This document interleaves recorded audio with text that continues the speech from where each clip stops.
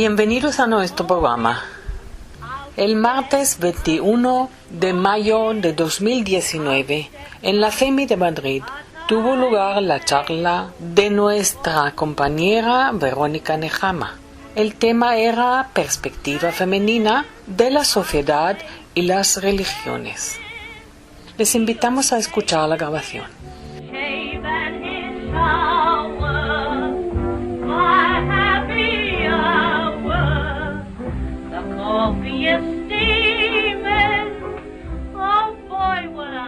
Bueno, pues hoy tenemos a Verónica que nos va a hablar de la visión femenina de la sociedad y las religiones, habíamos dicho. Bueno, lo he centrado más enfocado más un poquito más el por qué la mujer.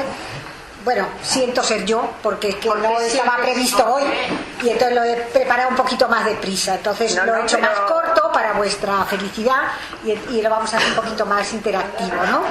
Perdón, no estoy de acuerdo, estamos todas encantadas de oír a Verónica, la verdad. Yo sé que en este momento el problema de la mujer es un problema muy controvertido, porque todos estamos encantadas de haber conseguido lo que hemos conseguido, pero muchas veces yo veo como un hastío que se traduce también en la política de decir, ya está bien de protestar, pero ¿qué más quieren? Y lo mismo que en Cataluña, entre los nacionalistas y los no, se está produciendo una brecha entre los hombres y las mujeres, que es lo que tampoco queremos. Entonces hay como una especie de inquina, estáis todo el tiempo reivindicando, pero ¿qué más queréis? Pero no sé qué, no sé cuánto. Entonces, en las reivindicaciones, cuando hay marginaciones, pasa un poquito como en la enseñanza. Si tú no avanzas, estás retrocediendo, porque es como una cinta que va caminando y si tú tan solo te paras, ya te quedas atrás. Con lo cual, aunque hay veces dices, me voy a parar un momento a tomar aliento y a decir, bueno, a disfrutar de lo que he conseguido, al final, en cuanto te relajas, pierdes el tren. Entonces, lo que es evidente y está claro, y todas, si os pregunto, me daréis todas ejemplos, porque tenemos una cierta edad, por no decir una edad cierta, en la cual todas en algún momento de nuestra vida hemos sufrido un episodio de desprecio o de aprecio, que es como cuando dice, uy, eres judía, no pareces. Pues como decir, sí, es el piropo, o decir, sí, hija, pues lo has hecho como un hombre. No olvidemos que Ben-Gurión, que admiraba tremendamente a Golda Meir, decía de ella que era el mejor hombre de su gabinete. O sea, ser hombre es un piropo. Y el ser mujer, que nos han tildado siempre del sexo débil, craso error, porque somos el sexo más resistente biológicamente, capaz de dar a luz y de reponerse y de repetir, el sexo que más longevo. Nacen más varones que hembras, pero a razón de como un 3 o un 4% más. Y sin embargo, lo veis en las personas mayores, pues que es como un 20% más de mujeres que sobreviven a sus parejas y que además cuando hacen las estadísticas de vida, las mujeres sobrepasan en 5 años en todas partes a los hombres. Luego de sexo débil, nada. Entonces, lo que es cierto es que nos guste o no, y les guste o no a la gente que se opone a esas reivindicaciones constantes que yo entiendo, ¿no? Siempre llorando, siempre reivindicando, que si me desnudo, que si me no sé qué. Bueno, al final, gente como una Rita Montalcini se puede permitir decir que la mujer no necesita reivindicar nada sino demostrar, pero es que si no tienes plataforma donde demostrar, pues es muy difícil que puedas hacerlo. Entonces, mientras te encerraban en tu casa, mientras te daban como único objetivo criar hijos, servir al sacrosanto marido, que para eso te daba él el estatus, que vivieras bien y que fueras señora de... Bueno, pues la gente no protestaba. Reconozcamos también que en muchos ambientes han sido las propias mujeres las que han forzado que esa situación se perpetuara, porque las mujeres prefieren el statu quo, más vale malo conocido que bueno por conocer, y hoy en día todavía esas pobres niñas que las llevan a hacer la ablación de clítoris, es que las llevan de las orejas su madre, su tía, etcétera, etcétera. Entonces, al final, la mujer ha sido un poco, pues como todos esos países con el nazismo, hago paralelos porque es que la vida en las situaciones son todas iguales. Los perpetradores hacen algo, pero los perpetradores pueden perpetrar porque hay mucha gente que no hace nada o que sigue la corriente y que se calla. Si no, no tendrían tanto éxito. Entonces, muchas veces las propias mujeres han aceptado. Yo recuerdo en Egipto es un país que cuando yo vivía allí había el 96% de ablaciones en las mujeres, ¿no? Pero esa decisión que la han inventado los hombres, simplemente porque ahí se casan niñas de 10, 12, 14 años con unos viejos desdentados de 60, porque a los 60 ya están viejos y desdentados, para que no protesten, para que no digan nada, para no exijan nada. Eso se ha constituido en ley. Pero si una mujer está entera, existe la creencia de que trae mala suerte, con lo cual nadie se casa con ella. Y en esos países ser una mujer sola es ser nada ni nadie. Eres objeto de violaciones, de desprecios, no puedes trabajar. Entonces necesitas un marido, con lo cual las madres necesitan, aunque les duela llevar a sus hijos a hacer eso, porque entonces son casables, si no es que ni lo son. Hoy, con todos los avances que hay, Egipto sigue teniendo un 80% de ablaciones, porque está en el acervo cultural. Pero no se habla de eso, de Egipto. No se habla. Egipto ha sido de los países donde ha habido más escisión en Oriente, ¿eh? Porque está dentro de la cultura. Una mujer entera es una mujer que te quita la baraca, que te trae mala suerte, con lo cual nadie se quiere casar con ella.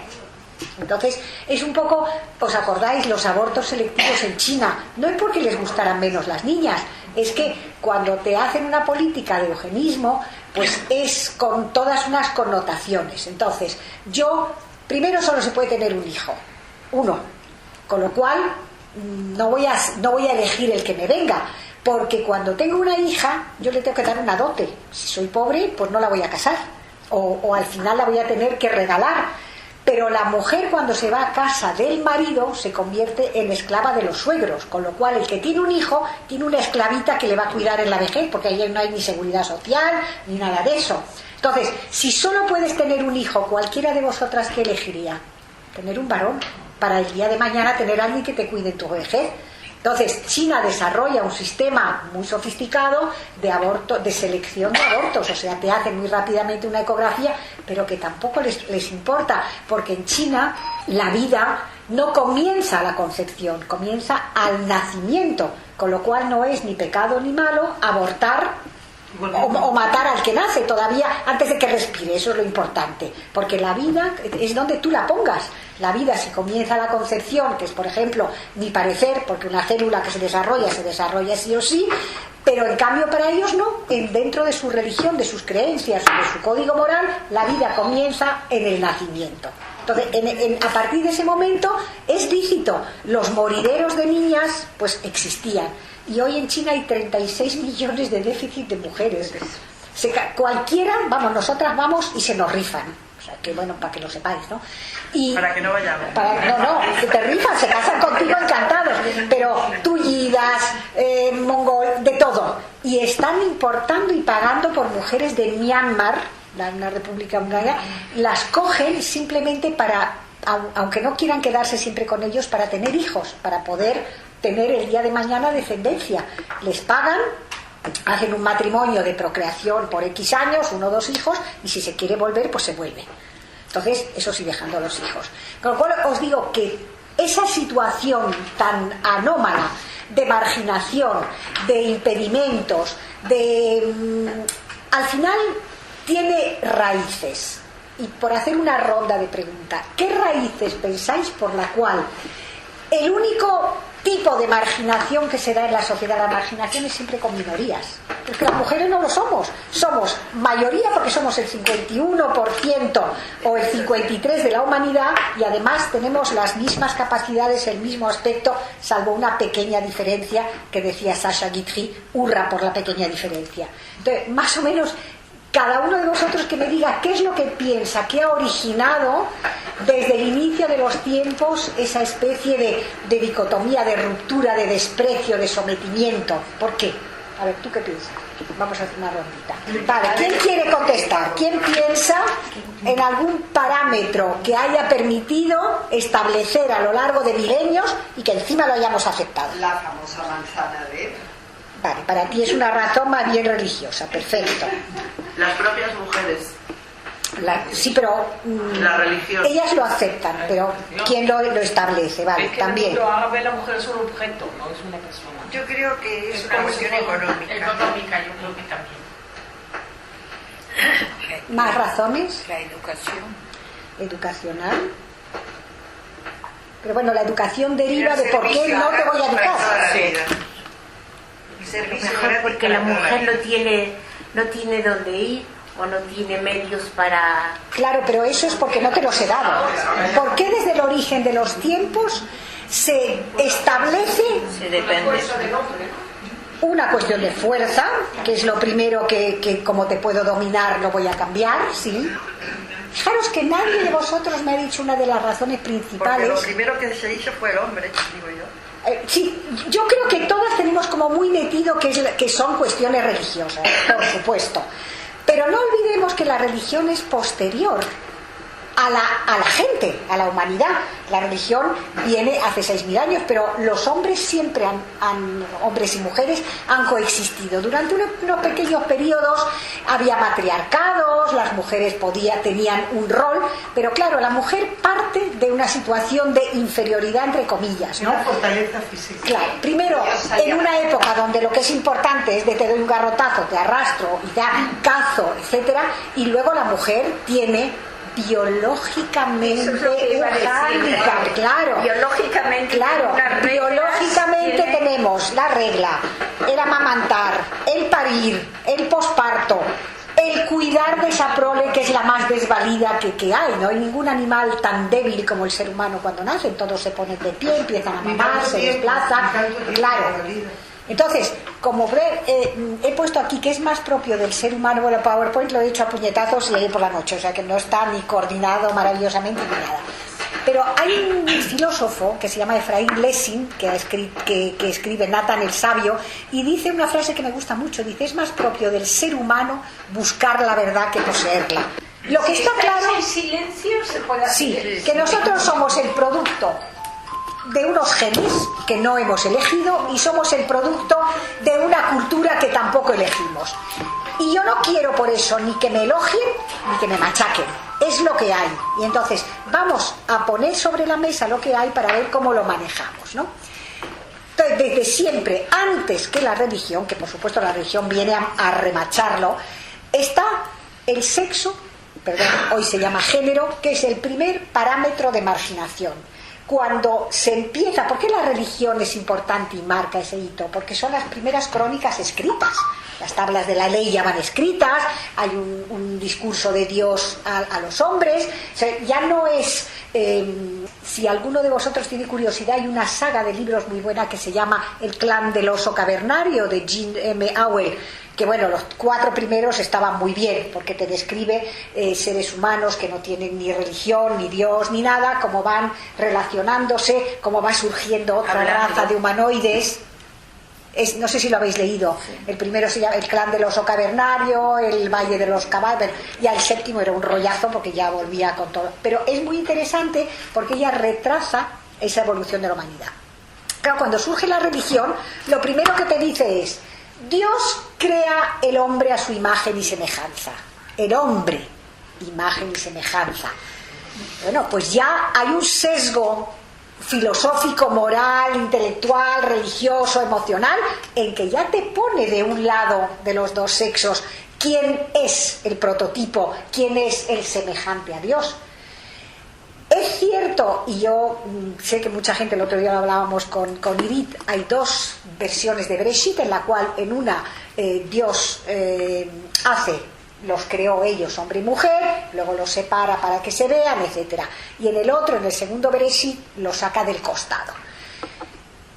Te puedo contar la milonga que quiera, o sea, lo saca del costado, no para que ni de su cabeza, para que ella lo pisotee, ni de sus pies, para que lo pisotee él, sino una compañera, bla, bla, bla, monísimo. Pero en el fondo, primero el hombre, la mujer sale mi nieto me dijo que si tenía una costilla menos, o sea que ya es toda una retórica que te cala, ¿no? O sea, yo, ¿por qué según? Yo a los niños les contaba que lo hizo la mujer en segundo lugar porque primero hizo el borrador y luego lo pasó a limpio, cosa que tampoco les gustaba. Pero al final hay una preeminencia de creación, hay una semejanza. Hace falta que dentro del acervo cultural, es una palabra que parece complicada, pero es muy importante porque eso acaba formando parte de tu genética, acaba formando parte de tu memoria genética y tú asumes que eres inferior, siglos y siglos y siglos. Entonces, simplemente deciros que la Biblia, la Torá, no es antimujer. La única persona de la Biblia que acumula las dos funciones más importantes, que es juez y profeta, es Débora. Ningún otro hombre, o son jueces o son profetas. Las mujeres en la Biblia heredan, venden, compran, hacen transacciones, deciden, pueden repudiar al hombre, en absoluto machista. Hay cosas que crujen, como por ejemplo el que tú no puedes ser parte, que te eximen de tareas muy importantes, ¿no? Pero al final no puedes ser parte de Minyan, no puedes ser Sojet, no puedes ser Hazán, etcétera, etcétera, hasta que hay también una rebelión en eso. Te dicen ese rezo que todo el mundo nos echa en cara cada vez que hay una conferencia interreligiosa. ¿Es verdad que hay un rezo que dice gracias Dios mío por no haberme hecho mujer? Sí, es verdad que lo hay. Ya, pero ya dan explicación. Te da una explicación, pero vamos a ver, a mí todos los eufemismos y las no sé cuánto, cuando se prestan a varias interpretaciones, me chirrían. Entonces, te eximo de una serie de deberes porque tienes otros deberes preeminentes. Ya eso se convierte en tu única esencia. Eres paridora y cuidadora de niños. Automáticamente también eres cuidadora de dependientes, de tus padres ancianos, de tus sobrinos tullidos, etcétera, etcétera. Ningún hombre se le ha atribuido de entrada que tenga que hacer eso. Y os recomiendo también una maravillosa película, la película de la abogada esta judía, Sí. no sé si la habéis visto, en la cual ella defiende, para mostrar que las mujeres están discriminadas en la Constitución, defiende un hombre que está cuidando de su madre anciana y a quien la Constitución le niega porque no es mujer. Es el único caso de discriminación positiva hacia la mujer. ¿No la habéis visto esa película? Bueno, Soberbia. Buenísima, buenísima. ¿Cómo se llama? Y entonces ella muestra que hay una discriminación en la Constitución y que hay que establecer una jurisprudencia. Y cuando le dicen, nunca se ha hablado de eso, y ella dice, en la Constitución tampoco existe la palabra igualdad. Y es verdad. Y esa es la clave un poco de la charla, la igualdad. Cuando los hombres creen que lo que queremos es desplazarnos, o sea, no queremos. Lo que queremos es caminar juntos. Lo que queremos es, una vez que nos han dejado acceder a una serie de cosas, poder aprovecharlas. Entonces está claro que el primer parámetro de marginación es el sexo. Hoy tampoco se puede decir eso, hay que decir el género. La película Entonces, es una cuestión de género. Una cuestión de género, efectivamente, buenísima. Entonces, ¿qué pasa cuando tienes el problema de tener un bebé que a lo mejor no presenta una genitalidad correcta? Está cerrado aquello. Gracias. Entonces, la ley te obliga en las 48 horas a ir al registro a declarar al bebé. Y el médico dice, niño, niña, ¡hala! Se la juega, niño. A veces tiene los testículos arriba, a veces pues no tiene vulva, otras veces pues no tiene ovarios que vayan a funcionar y darle hormonas. Entonces son lo que llaman los transexuales. Y esos a mí sí que me parece que hay que darles la oportunidad de poder cambiar de género, de poder cambiar de tal. Entonces, antes pues te aguantabas. Hoy en día ya nadie se aguanta. Y me parece bien, ¿eh? O sea, ahí ese es otro debate en el cual no vamos a ir. ¿Cubre la seguridad social? Ahora sí. Ahora sí, porque el médico tiene que decidir para que te inscriban. Pero claro, hasta hace 2 años en tu carnet de identidad tú ibas de mujer y ponía Manolo. La mujer acepta durante milenios una dominación masculina que hemos visto por fuerza, que entonces era lo más importante. El fuerte era el que llevaba la batuta. El poder económico, porque el que sale fuera y aporta los medios, provee de bienes materiales, es al final el que los va a manejar, y te pongo la zanahoria o me limpia los zapatos o no te doy de comer. Pero al final eso se convierte en un dogma que incorporará la religión poco a poco, insisto, no en la Torá, pero después en el Talmud, que está hecho por hombres, que son los que estudian y los que interpretan. Y igual en el cristianismo es también Dios y su hijo. No tiene hija, no es una hija, es un hijo. Las guerras del siglo XX, hemos tenido que llegar al siglo XX, sacan a las mujeres de sus casas, no por bondad, sino porque los hombres están en el frente, la mitad murieron en la Primera Guerra Mundial, la otra mitad en con lo cual hace falta, aunque sea hacer balas, aunque sea cultivar los campos, salen de sus casas y han dicho que nunca van a volver, no tal y como estaban antes, ¿no? Entonces, esa percepción de superioridad masculina, que es injusta, indudablemente tiene dos pilares fundamentales. El primero es la antropología, o sea, la biología, que es el que me hace tener hándicaps fisiológicos que no tienen ellos, que para mí son ventajas, porque el hecho de dar a luz y de dar vida me parece lo más maravilloso que hay. Indudablemente tiene la parte negativa, que mientras tú estás de parto, si viene un león te merienda, no hay forma de escapar. Por eso necesitas esa persona o esa fuerza o esa disponibilidad de otra persona que te proteja. Pero veremos después que devolvemos mucho más de lo que damos. Y la otra es la religión, que va a coger ese hándicap, esa necesidad, mientras sea la fuerza el parámetro principal que mueve el mundo, que entonces lo era, no es la inteligencia, va a convertirlo en te voy a convertir en tu protector. Pero claro, como no quiero que el otro le mires con ojitos golosos o viceversa, pues te voy a tapar, te voy a encerrar, te voy a proteger, te voy a dar de comer, pero no salgas, no mires, porque también ellos necesitaban que los hijos fueran suyos. En el momento en que tú dejas una herencia, no quieres que vaya el hijo del vecino, con lo cual se establece para la mujer la poliandría, la monoandría, o sea, tú solamente puedes acostarte con uno, pero yo no, porque tengo que sembrar el mundo de hijitos. Entonces, a partir de ese momento, porque la Biblia sigue teniendo hombres que se acuestan con esclavas, bueno, la misma mujer se lo pone en la cama, como pasa con Agar. Entonces, el hombre sí puede y debe poblar la humanidad, la mujer no, y además para que haya una filiación patrilineal, porque la Biblia es patrilineal, hoy el judaísmo es matrilineal, pero por otras razones que no son las que yo creía. Durante años eso se va filtrando insidiosamente, ¿no?, en ese espíritu de la gente, y bueno, llegamos hasta el siglo XVIII, todas las religiones monoteístas, judaísmo, cristianismo, islam. Insisto, Dios es percibido como un ente masculino, que cuando tiene un hijo o tiene un profeta son siempre del género masculino, profetisas no hay, y entonces va cargándose de prebendas. ¿Quiénes son los que escriben la historia? Los vencedores. Y los vencedores no eran mujeres, entre otras cosas, porque no iban a la guerra. Para una que era Juana de Arco, se vistió de señor, ¿no? Llegamos al siglo XVIII y los médicos del siglo XVIII, que son los discursos de muchos imanes musulmanas, dicen que la mujer que piensa y estudia tiene desviación de la sangre pélvica al cerebro y entonces no puede parir. Y bueno, desde la Biblia nuestra, parir es muy importante. De hecho, a la mujer estéril es el estigma peor que puede tener en la religión. Hoy los musulmanes siguen repudiando a sus mujeres, pero es que lo hacían también los judíos en la Biblia.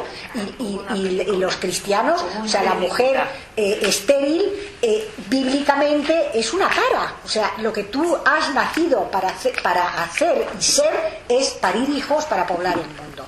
Entonces, el decirle que te vas a quedar estéril, que se lo siguen diciendo los imanes, no conduzca porque la sangre te va aquí. Vamos, Kant, que no es sospechoso de ser subnormal, Kant decía, es más probable que una mujer tenga barba a que le guste la geometría, o sea, lerditas, imposible que os interese nada de las ciencias. Pero es verdad, no había educación ni formal ni informal. Las mujeres aprendían a tocar el clavecín, a zurcir, cuatro cosas estúpidas y desde luego a cocinar, a hacer una serie de cosas. Pero tampoco había una educación tan grande para los varones, porque se les enseñaban las artes de la guerra, las 4 letras, las leyes y punto. Yo me estoy retrotrayendo a Grecia. Yeah.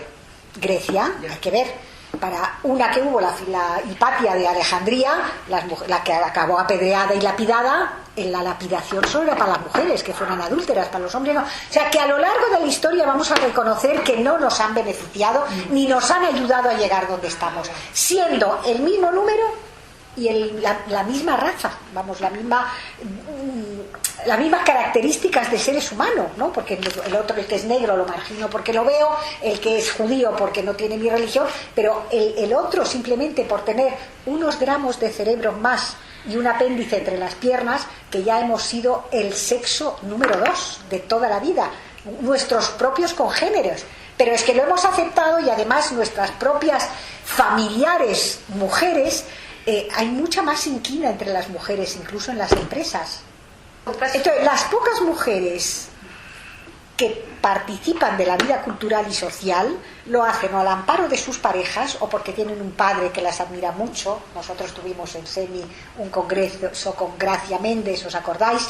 En el siglo XV, una mujer al final que hereda, que tiene muchísimo dinero, que es muy culta, que es un poco esotérica, que funda lo de Safer. O sea, pero vamos, es un caso. Yo buscamos más para ponerlo, no había. En ninguna. Doña Gracia tenía. Benefactora al máximo, ¿no? Sí, sí. Gracia Méndez. Pero que no había muchas, No hay o sea, estamos muchas. mirando 1500. y que las pocas pintoras, no sé qué, por daros así un aperçu muy rápido. Todos conocéis el escultor Rodin, ¿no? Auguste Rodin. Bueno, pues él estaba casado con Camille Claudel, que era la hermana del grandísimo escritor francés Paul Claudel, católico, apostólico y romano, y dicen que ella era la escultora de las obras de Rodin, o de muchas. Bueno, pues entre los dos la encerraron en un manicomio donde murió loca, Camille Claudel. Pero no es el único caso, hay muchos en la historia que las mujeres han sido grandes músicos, por ejemplo. Músicos. Y en la música las tenía. Mendelssohn. Lo acabo de escuchar hace nada. Que era su Alma hermano, Mahler. la mitad de las partituras de Mendelssohn. Exacto, su hermana. Y Pintores esa- también. Claro. Eh, Los han usurpado el puesto. Totalmente. Entonces, por ejemplo, otras tuvieron que usar seudónimos. Había también otra película que me gustó mucho sobre la vida de Colette, que escribe Colette, con sí. Willy, Willy. y él la tiene de negra y él firma las obras. George Sand, que lo que pasa, esa ya iba vestida de hombre, Ella iba fumaba vestida de- y tenía amante, porque fue amante de Alfred de Musset, que fue amante de Chopin.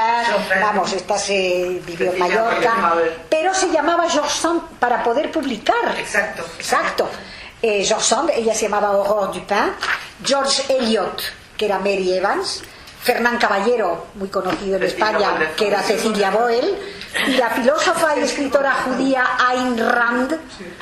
Ayn, que es como muy No dice ambiguo, nada. no dice nada. Ambiguo. Entonces, muchas. Y os acordáis que aquí que también dimos una charla sobre Emmy Noether, la brillantísima matemática sobre los cálculos de quién se basó Einstein para hacer su teoría de la relatividad. Exacto, que los nazis ni siquiera, o Lise Meitner, que lo dieron el premio Nobel, se lo dieron a Otto Hahn. O sea, la historia está repleta. Entonces, cuando La propia Edith Lamar. la propia Edith Lamar, si eres bella, eres tonta. Y si eres fea, además de tonta, eres fea, porque nada más. Y todos eso que acabáis de decir son estereotipos. Todo eso hace que los hombres ya tengan esas prebendas. Ya somos mejores. Pues el momento que viene alguien y dice, oye, dame un trozo de la tarta, dice, de eso nada, la tarta es mía desde hace milenios, ¿por qué te voy ahora a darte un trozo? Hombre, porque somos iguales, no sé qué. Ah, demuéstralo. O sea, la presunción de inocencia, la presunción de igualdad no nos la van a dar, la tenemos que conquistar. Y muchas veces conquistarla cuesta. Cosas injustas, o sea, la discriminación positiva, las leyes que no han sido justas, las cuotas, todo eso, no nos gustan. O no nos gustan porque queremos meritocracia, pero es lo que te decía antes. O tú puedes asomar la cabeza para decir estoy aquí, o mientras tu cabeza no está debajo de tierra puedes seguir cantando misa que no te van a escuchar. Entonces, precisamente lo que hoy a mí me duele es que en el mundo occidental se ha conseguido muchas cosas y las feministas siguen reclamando aquí, porque aquí tienen asociaciones donde les pagan. Si se van a protestar donde realmente hace falta, que es en ese mundo musulmán donde ni les pagan y encima las van a lapidar, con lo cual no van. Y eso es lo que es chocante, ¿no? Esa falta de hermandad, esa falta de sororidad. Ahora es una expresión muy de moda, si no la sabéis, la sororidad está muy de moda, ¿no? Sororidad, una implicación entre género femenino. Entonces, si miramos el pasado a la luz de los éxitos de hoy, mucha gente dice, ¿por qué más queréis? Daros con un canto en los dientes, no sé qué, no sé cuánto. Pero yo lo que siento es que deberíamos de sentirnos avergonzados de haber aguantado, de haber soportado, de que ellos hayan implantado durante tantos milenios esa especie de marginación que no tenía más que, según ellos, dos pilares, hemos dicho, el biológico, el antropológico y el religioso. Vamos a empezar desde el punto de vista intelectual. Nunca hemos podido demostrar hasta el siglo XX que tenemos la igualdad, porque cuando hemos empezado a estudiar académicamente, las mujeres han roto todas las barreras, o sea, las oposiciones, hay más mujeres que hombres hoy en esos estamentos, y eso es debido simplemente a que probablemente hemos sido permeables a todo lo que se ha dicho, porque un niño de la edad media que tú le coges y le enseñas trigonometría, le va a costar mucho aprenderlo. Y sin embargo, las mujeres, después de 2000 años en las cuales no hemos asistido a enseñanza formal, es verdad que, como me recalcó algo, tampoco ellos tenían grandes enseñanzas, pero la humanidad estaba como madura, y las mujeres, en cuestión de lustros, porque no son ni décadas, han recuperado, y hoy en día académicamente es que ya hasta los premios de matemática y de ciencia las han ganado hace 2 años, los 3 últimos años, ¿no? Entonces se acabó el mito de que ellos son más inteligentes. Hay otras cosas que son ciertas, insisto, no es como el que le decían ¿qué diferencia? ¿Qué es el papá? ¿Qué es el capitalismo? Es la opresión del hombre por el hombre. Ah, vale. ¿Y qué es el comunismo? Hijo mío, al revés, justo al revés. Pues claro, la opresión del hombre por el hombre o del hombre por el hombre. Entonces, al final no es que se pueda decir que tengamos exactamente las mismas capacidades, pero es que no las queremos. Ellos ya les gustaría a muchos parir y dar vida, no pueden. Bueno, pues a nosotros a lo mejor nos gustaría tener esa fuerza física, pero en general no la tenemos. Hay que asumir que somos 2 géneros con capacidades distintas, nunca inteligencia diferente, ¿eh? O sea, vamos a ver ahora que hay cualidades femeninas, talentos muy femeninos y otros que son muy masculinos. También hay mujeres que tienen mucha fuerza. Sí, pero cuando uno habla de cuando tú haces estadística tienes que coger un porcentaje significativo. Las excepciones siempre existen, hay negros que son albinos, pero no es Entonces, ¿os acordáis que hemos dicho la exigencia de igualdad? La capacidad del otro de hacerme sentir inferior, aunque yo no lo sea, es muy dura. Porque si tú eres inferior y te tratan de tonto, lo asumes. Pero si tú no lo eres, estás constantemente en disgusto contigo mismo. La ética, que es inherente a las religiones, sí, pero la moral es humana y hay normas que se llaman humanas. El no hagas al otro lo que tú no quieras, que es el resumen de las religiones, existe de antes. La dignidad de la persona, que hay unas encíclicas muy buenas de Benedicto XVI que se llama Dignitatis Humanae, que es cuando empieza a cambiar también y a asentarse ese diálogo interreligioso, que la religión no marca una diferencia entre las personas. Los estereotipos, que son esa imagen sesgada de la realidad. Y lo que os dije antes, la marginación en general se aplica a pequeñas minorías que tengo que fastidiarlas porque tengo la fuerza para hacerlo. Lo increíble es que las mujeres somos la mayoría de la humanidad y sin embargo nos han discriminado durante muchísimos años. ¿Cuáles son los textos fundacionales, en los cuales no me voy a meter en el Corán y en los demás, que en el fondo están todos copiados de la Torá? Pues porque la Torá es el primer libro sagrado que da una dimensión espiritual al hombre, ¿eh? Hasta entonces los dioses griegos, etcétera, nunca se hablaba del más allá. ¿Qué es el más allá? No existía. Por primera vez hay un ser externo, porque los dioses del Olimpo eran como muy familiares, vivían allí en el montecito, se peleaban, bajaban, se acostaban con las humanas, había semidioses, en fin, era como un totum revolutum, que estaban todos juntos. Por primera vez hay un dios que tiene cualidades que el hombre como que las potencia, las suyas, porque no conoce otras al máximo, la vida que vive, que es eterno, que es ubicuo, que tiene poder, pero no está en mi dimensión, y es la primera vez que se le da al ser humano una dimensión supranatural. Pero lo maravilloso, lo increíble del judaísmo, que dentro de esa dimensión supranatural le da mucha importancia a la vida terrena. El judaísmo, yo por mucho que he buscado, no sé, bueno, no, tampoco soy muy ducha en el tema, no te habla de paraíso y de infierno y de castigo y de si haces esto, o sea, no haces esto para que luego el día de mañana te premien.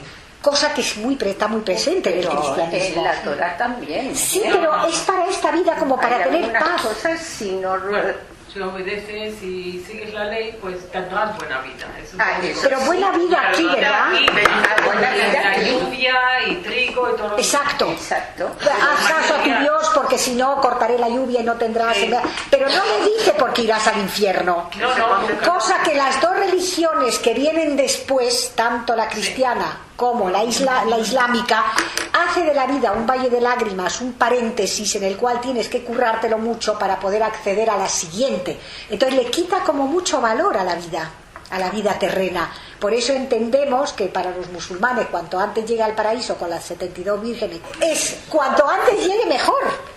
Y los cristianos, cuanto más sufra, Dios me va a compensar más si he sufrido más. Entonces, es una concepción tan diferente que, sin embargo, nace de esto, de una dimensión espiritual que nadie tenía antes, pero que el judío no se quita de la tierra. Para el judío lo más importante, por eso la vida es tan sagrada, por eso la vida es tan importante. Por eso, en el fondo, me recuerdo cuando nos dieron nuestro primer nieto, mi marido dijo, esto es la eternidad. Y es verdad.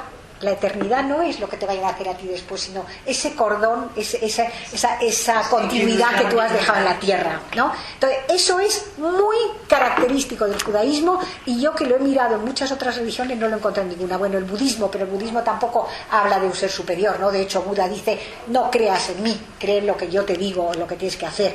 Pero es muy curioso que, habiendo aprendido de allí, de esos textos sagrados, han hecho de la vida, que es tan importante para el judío, un paréntesis, un valle de lágrima y de sufrimiento para acceder a la otra que es totalmente desconocido, que es una apuesta, ¿no? Entonces, en la Biblia la mujer posee derechos, es verdad que se van diluyendo en el Talmud. La mujer es instruida.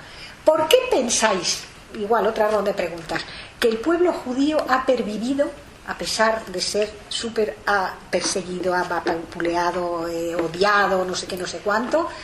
Es una teoría, pero que me gustaría escuchar las vuestras, ¿no? A lo largo de los siglos. ¿Por qué? Gracias a la mujer. ¿Tú piensas que gracias a la mujer? ¿Por qué? Gracias a la mujer. Pues mira, Sara cómo decidió. Ella decidió que tenía que echar a Agar. Tamara decidió que... Pero primero decidió dársela, ¿eh? O sea que... ¿Perdón? Primero decidió dársela, ofrecérsela. Pero sí, es verdad. Para probar si él es... Tamara decidió que se tenía que acostar con su suegro para poder procrear. Sí, señora. Pues son decisiones de la mujer. Los estudios es lo que... O sea, el que la mujer judía nunca fue analfabeta también, efectivamente. Hasta el Talmud la mujer llevaba el rezo en la sinagoga, ¿sabías eso? Sí. De hecho... Hasta el siglo IV. Sí. De hecho, hoy, porque antes no se sabía, ¿no? La plasticidad cerebral de un niño a los 3 años está más o menos estructurada. Entonces, todo lo que tú le des entre el momento en que nace y los 3 años, que es cuando pues lo puedes mandar al colegio o tal, eso es lo que va a hacer que ese árbol, que esas neuronas, porque tú naces con un número de neuronas, pero no es tan importante. De hecho, el hombre tiene 300 gramos más de cerebro, pero es importante que esa cantidad, ese cerebro, hay animales que tienen un cerebro mucho más grande que el nuestro. Eso, lo importante son esas circunvoluciones y las sinapsis que hacen las neuronas cuando establecen redes. Las redes, que hoy está tan de moda, las redes, el 2.0. Yo soy amiga de Eva, pero Eva es amiga de ella, con lo cual ella ya es amiga mía, y tú, como eres amiga, ya somos 4. Y es exponencial, ¿no? Entonces, es muy importante entender que cuando una persona es capaz a su niño desde que nace, en vez de decirle gugu, tata, pom, pim, chap, teta, ¿no? Bueno, pues lo que es importante es que tú le estés enseñando la Shema, porque la mujer tenía que saber, aunque sea leer y escribir, para enseñar la Torá.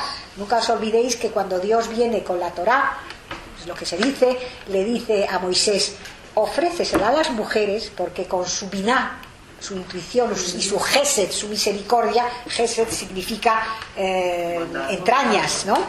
De hecho, el Papa dijo hace 2 años que qué pena que hayan llamado misericordia y no hayan guardado la palabra hebrea gesed, que es realmente la que significa, ¿no? El raham.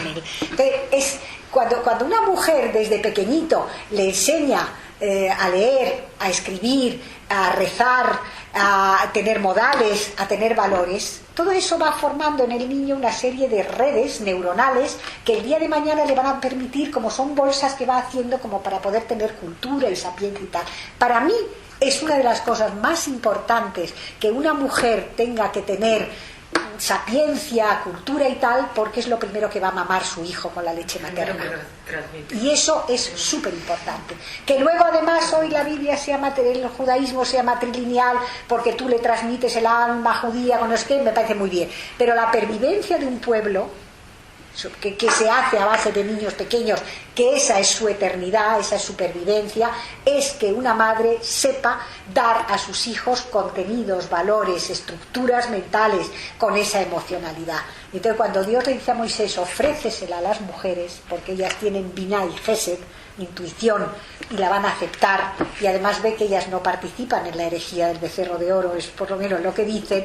Dice, y a los hombres se la impones, porque ellos tienen que aprenderla y son los que le van a dar el contenido racional a esa emocionalidad. Yo las cosas que recuerdo en mi infancia, yo no soy observante, etcétera, pero son las cosas que hacía mi madre, las cosas que decía mi madre, las cosas que ella cocinaba, las lágrimas que le saltaban cuando ella evocaba a sus padres al encender una vela. La emoción para el ser humano es mucho más, no digo importante para etcétera, pero mucho más constructora de esencia que la razón. Y entonces lo que tú has mamado de pequeño, por eso si te martirizan, si te maltratan, esos niños que están educando desde chiquitos en los colegios en el odio, es que es una generación perdida, porque eso es muy, muy, muy difícil después de romper ese caparazón. Y a mí, insisto, como siempre, que a mí que me han educado sin odio, a pesar de lo que habían sufrido y tal, primero no lo entendía y yo se lo agradezco, porque tienes que dar estructuras emocionales antes que estructuras racionales, y Dios al dar la Biblia lo hace, ¿no? Entonces, es verdad que en las tres religiones, si nos basamos en las mujeres, en las tres hay preceptos de modestia, ¿no? No te vistas tal, no sé qué, tápate, el pelo no sé por qué, es una... Porque el pelo es una cosa muy atractiva. Perdona, yo lo tengo. Porque está vivo y la peluca está muerta. Sí. ¿Por qué, si yo, hombre, no tengo ningún dominio de mis apetitos y mis instintos, porque se tiene que tapar la pobre mezquina que está enfrente? Claro, que me pongan a mí orejeras. Entonces, como yo soy un salido y estoy todo el día detrás de las mujeres, ahora, viste, ponte un burka. Es injusto. Entonces, si al final, yo creo que hasta Dios no tenía confianza en los hombres cuando le dijo a la mujer. Los hombres tan deplorables, ¿no? Víctima de sus impulsos como un animal. Exacto, yo creo que es rebajar, obligar a tu mujer a taparse, es rebajarte a ti mismo. Claro. Y qué falta de confianza. Exacto. Yo las elecciones personales, incluso religiosas, me parecen bien. Lo que me molesta es que las pongan como dogma salido de Dios. Me extraña muchísimo. El judaísmo es un desmentido religioso a la inferioridad de la mujer que nos han vendido. Dios confía en las mujeres, les ofrece la Torá. Las mujeres de la Biblia, Débora, Sara, Esther, Yael, Ruth, Bruria, la mujer fuerte de la Biblia, Noemí, que es el paradigma de la lealtad. O sea, cuando la humanidad era muy pobre, muy pequeña, pues es que, ya te digo, Sara le pone a Agar en la cama, los hombres tienen esclavas, tienen concubinas. Los matrimonios antiguamente eran tribales, o sea, todos con todas, porque de repente se institucionaliza primero la monogamia para la mujer, porque por supuesto una cosa que somos primeras es lo malo, y luego hoy el matrimonio, pero vamos, que no sea simultáneo, porque te puedes divorciar 4 veces o 6 y volver. Entonces te permiten acostarte con ese señor si tú has firmado un papel y pasado durante esta temporada, luego te separas y te vas con otro. Yo creo que la lealtad, por eso digo que los pecados son de cintura para arriba, más que de cintura para abajo, y es verdad, o sea, es otra mentalidad, otro tal. Bueno, pues aquí pone el desmentido antropológico a la inferioridad de la mujer. Somos biológicamente idénticos en todo, salvo en el aparato genital y en las hormonas. Y es verdad que las hormonas configuran una personalidad, las hormonas femeninas, porque el mayor volumen cerebral no significa mayor capacidad intelectual, pero las mujeres sí que tenemos una serie de habilidades, por ejemplo, la empatía, la piedad, la intuición, el deseo de cuidar, de protección, que bueno, es un poco inherente a nuestra biología. Pero no es necesariamente exclusivo. No, claro. Pero que no es malo, es bueno. Ellos, en cambio, tienen ese poder de dominación, esa fuerza, ese instinto de protección. Entonces, lo que se trata es de sumar. Porque, os fijáis, un hombre y una mujer es una pareja, pero para ser familia hace falta un hijo, uno, aunque sea. Entonces, es realmente esa unión que es lo que va a dar continuidad y sentido a la palabra humanidad. Entonces, si nos oponemos, si buscamos, en vez de buscar similitudes, buscamos diferencias, es donde realmente nos estamos equivocando. Y a mí me encanta esta frase que dice que para sobrevivir es necesario convivir. Bueno, yo, por supuesto, como tenía 2 días, tampoco hice la gran conferencia y recogí cosas, un poquito, esa frase te vale para un diálogo interreligioso, te vale para entre hombres y mujeres, porque el primer entendimiento, el que empieza el primero, Adán y Eva, debe ser entre congéneres. Somos lo mismo, y si nos empezamos a pelear porque tú tienes esa prebenda y yo la quiero y no te la doy, etcétera, entonces, mientras no podamos convivir, y luego se aplica a las razas, a las religiones, etcétera, porque si no aprendemos a convivir nos vamos a matar los unos a los otros y no habrá nadie, ni tú ni yo. El conocer a los demás genera conocimiento y respeto. Nadie respeta más a los alumnos que un profesor, un profesor a los alumnos y los alumnos al profesor. Nadie se respeta y se quiere más que 2 personas, 2 amigas que dialogan, que hablan, que una pareja que se lleva bien. Entonces, el conocimiento mutuo, yo desde que voy mucho con curas y no sé cuánto, he aprendido muchas cosas de la religión cristiana que me parecen maravillosas, otras que no, pero a ellos también les ha pasado lo mismo. Claro, como todas. Entonces, para sobrevivir hay que convivir y no matarse. En segundo lugar, creo que es un suicidio social, moral, intelectual, es que no me cabía, desperdiciar el potencial del 51% de la humanidad. ¿Cuáles son las soluciones? ¿Manifestarse? ¿Quitarse con los pechos al aire? No. Es indudablemente el camino se hace al andar. Educación. A los chicos y a las chicas en la misma base. Educación con una palabra, con 2 palabras. Dignidad y respeto. A mí tolerancia no me gusta. Te tolero aunque seas un poco normal. No me gusta. Pero porque tiene esa connotación de tal. Pero para mí... Lo primero, si somos iguales, no me hagas lo que no quieres que te haga, que es una frase de la religión, ¿eh? Cuando a Hillel se le dice de resumir la religión una frase y puesto en una sola pierna, él dice, no hagas al otro lo que no quieres que te hagan. Esto es la esencia de la Torá y el resto son comentarios. Es que es verdad. Entonces, ¿qué pasa? En el momento en que nosotras hemos sacado los pies del tiesto, ya no queremos quedarnos en casa, cuidar no sé cuánto, se van a quedar un montón de niños y de dependientes sin cuidados, y eso no lo hemos resuelto, porque además si esperamos que lo resuelvan las empresas, a mí me parece que no es su labor. La empresa quiere ganar dinero, eso lo debe de solucionar el Estado quiere que haya natalidad, pues que haga realidad la conciliación laboral, que haya trabajos de media jornada, que haya guarderías en las empresas, que los hombres se impliquen también. Si ella tiene un mejor trabajo, yo me quedo en casa, cuido de la abuelita que está medio demenciada y de los trillizos que tenemos, y tú te vas a trabajar porque tienes un mejor trabajo.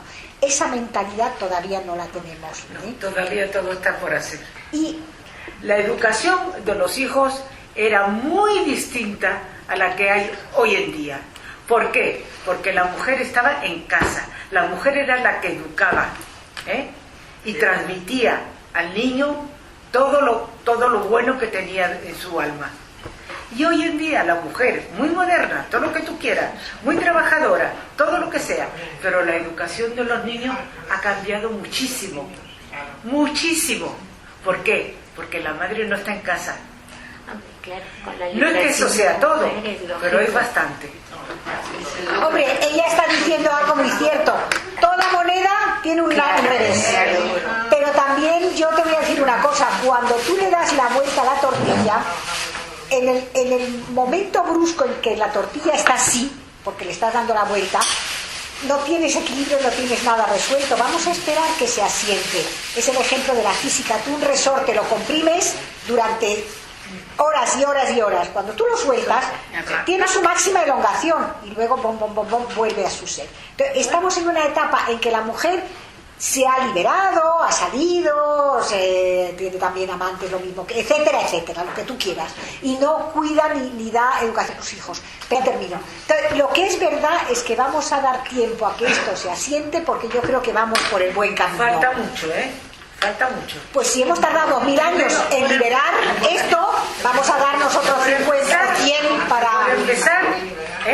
Terminar con la violencia de género ya es lo más difícil y lo más complicado que yo veo. También hay porque se violencia de trata de género del otro educación lado, nada más.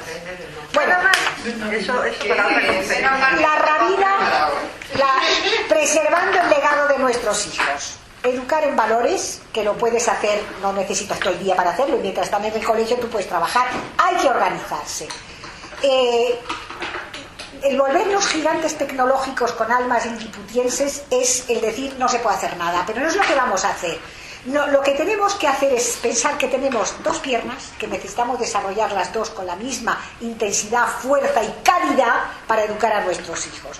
Pero decía la rabina Judith Adler, ¿puede una mujer reclamar los mismos derechos que los hombres en todos los aspectos de la vida, menos en los rituales religiosos?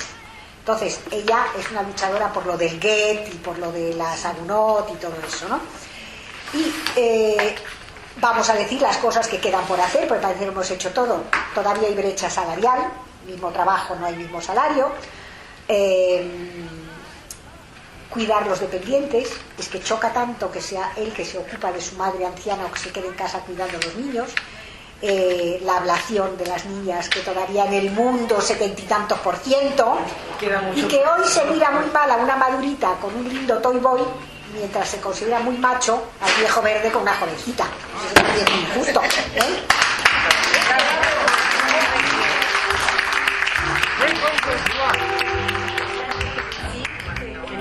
That he's grateful, he eats a big plateful and faints right after breakfast for the one I love.